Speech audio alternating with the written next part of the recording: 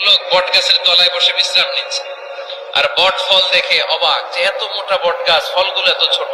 বট ফল ছোট হয় না নাকি এত বড়? আর পাশে ছিল কুমড়া গাছ, লাউ গাছ। আল্লাহরে গালে দিতেছে, আল্লাহর কি রুচি! চিকন চিকন কুমড়া গাছ, চিকন চিকন লাউ গাছ, এত বড় ফল।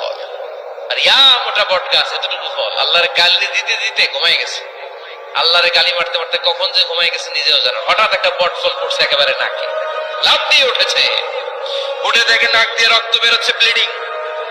নাকের রক্ত মুছে আর পড়তে আরম্ভ করছে আলহামদুলিল্লাহ।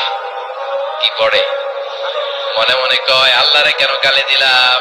ওই কুমড়া যদি এইখানে হইতো, ওই লাউ যদি এটার উপরে হতো, কুমড়া যদি একটা নাকের উপরে পড়তো, আমি নিজেই কুমড়া হইয়া যাইতাম। ঠিক কিনা? সুবহানাল্লাহ পড়েন।